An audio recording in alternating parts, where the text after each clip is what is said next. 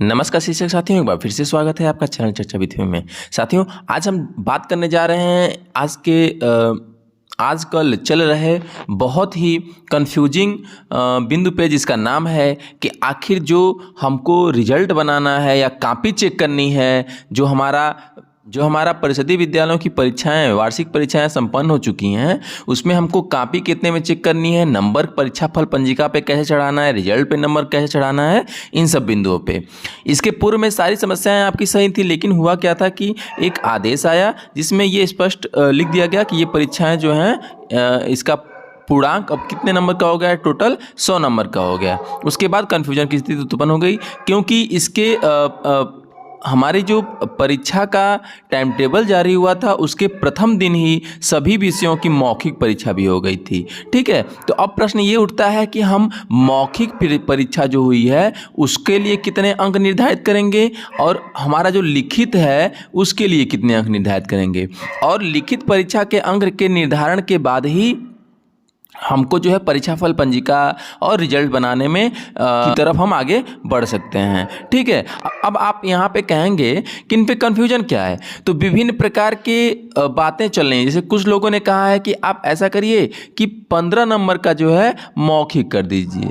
ध्यान से देखिएगा, फिर अंत में हम जो है इसमें सही क्या होगा उसको भी बताएंगे। 15 नंबर मौखिक कर दीजिए और 35 नंबर जो है आप लिखित कर दीजिए। ठीक, और फिर जो टोटल कॉपी चेक करने में जितना आ रहा है उसका दुगना कर दीजिए। जैसे कहने का मतलब ये है कि किसी बच्चे के का 15 में यदि 8 नंबर आप देते हैं मौखिक में और लिखित में उसको जो है आप 26 नंबर देते हैं मान लीजिए, तो कितना टोटल हो जाएगा, 34 नंबर। अब ये 34 नंबर तो आपका जो है ऑन पेपर हो गया कॉपी चेक करते समय और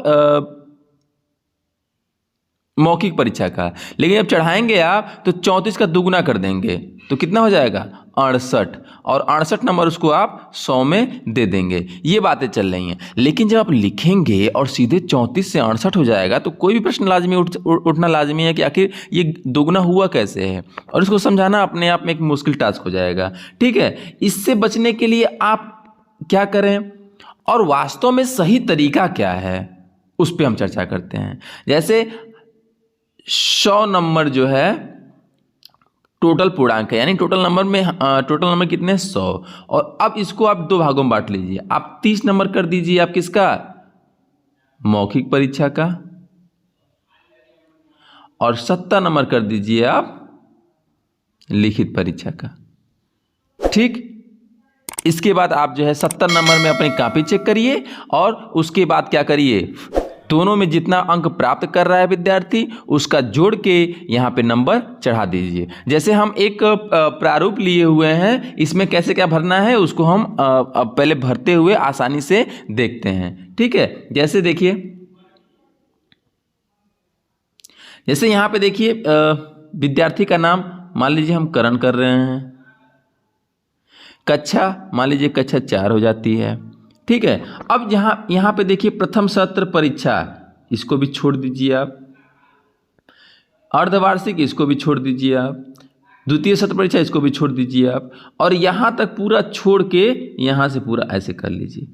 अब यहाँ पे आप चाहें तो लिख सकते हैं, ठीक है, इसको छोड़ दीजिए। अभी छोड़ेंगे क्यों, यहाँ पे कुछ लिख सकते हैं, जैसे ये परीक्षाएं नहीं संपादित हुई हैं, किसके कारण, कोरोना काल में जो विद्यालय बच्चों के लिए बंद थे उसके कारण। तो यहाँ पे इसको आप छोड़ सकते हैं, या यहाँ पे अपने हिसाब से कोविड-19 या जो भी जो है लिख सकते हैं। अब यहाँ पे मौखिक परीक्षा में क्या है, अब यहाँ पे मौखिक परीक्षा जो है वहाँ पे आपकी जैसे कक्षा 4 की हम बात करें तो हिंदी में बच्चे को हम कितना नंबर दे रहे हैं, क्योंकि हमको 30 नंबर में करना है, तो अब बच्चा उस हिसाब से कितना ला रहा है मौखिक परीक्षा में आपने देखा है। जैसे आपने देखिए यहाँ पे, अब आप कहेंगे इतना लेट है, लेट बिल्कुल नहीं है, अभी तो आपको ये सब मेन काम करने हैं। जैसे मान लीजिए कि कोई बच्चा आप कॉपी 15 में चेक कर लिए, ठीक, वो नंबर लड़का पा गया 7, तो ये लड़का यानी 50% पे जा रहा है। ठीक है ना, तो अब परसेंटेज हिसाब से उसका नंबर बढ़ा घटा सकते हैं ना। जैसे 50% लड़का नंबर पाया हुआ है तो इसको 30 करेंगे तो वो 15 नंबर पे हो जाएगा।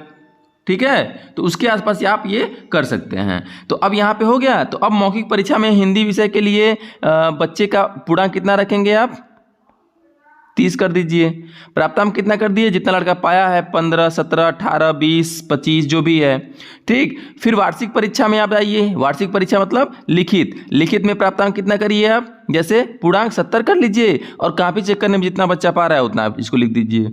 ठीक है, अब प्राप्तांक में जो लड़का लिखित परीक्षा में पाया हुआ है और प्राप्तांक में जो लड़का मौखिक परीक्षा में पाया हुआ है, दोनों को जोड़ के इसको यहाँ पे आप लिखिए। जैसे मान लीजिए यहाँ 15 में लड़का कितना पा गया 8 और 70 में पा गया 35, तो कितना हो गया 43। तो प्राप्तांक हो जाएगा आपका 43 और पूर्णांक आपका हो जाएगा 45, अब पूर्णांक आपका हो जाएगा 100। ठीक है, इस प्रकार से आप पूरा जो है भरेंगे। अब यहाँ पे आप पूरा भरते सभी विषयों पे ये लागू होगा। भरते यहाँ पे आप आएंगे, इसका योग करेंगे, फिर इसका योग करेंगे, फिर यहाँ योग, फिर यहाँ योग, फिर यहाँ योग, ये आप कर लेंगे। और देखिए इसके अलावा अतिरिक्त पाठ्यक्रम सामग्री दिया हुआ है, तो नियमित एवं समयबद्धता पे आप उसको श्रेणी देना है। यहाँ पे नंबर नहीं देना है, श्रेणी ABCD ऐसे करके देना है। और ये बाकी चीज़ों पे भी आप इसको श्रेणी दे सकते हैं। शैक्षिक सत्र में विद्यार्थी की उपस्थिति कितने प्रतिशत रही है उसको लिख दीजिए आप। शैक्षिक सत्र 2022-23 के लिए कक्षा 5, अभी 4 का था तो 5 में कक्षोन्नत की जाती है। ठीक है, अब आप इसी प्रकार से टाइम टेबल देखते हुए विभिन्न विषयों का कक्षा 1 की सभी परीक्षाएं मौखिक हुई हैं तो उनका 2, 3, 4, 5 से लेकर 8 तक की सभी विषयों की का नंबर ऐसे ही अंकन कर सकते हैं। ठीक है, तो उम्मीद है कि यह आपको भली भांति समझ में आ गया होगा। मिलते हैं अगले वीडियो में। अगर इसके साथ ही इसमें कोई समस्याएं आपको उत्पन्न हो रही हैं तो कमेंट बॉक्स में लिख कर जरूर बताएं, उसका समस्या का समाधान हम जरूर करने का प्रयास करेंगे। ठीक है, तब तक के लिए नमस्कार शिक्षक साथियों।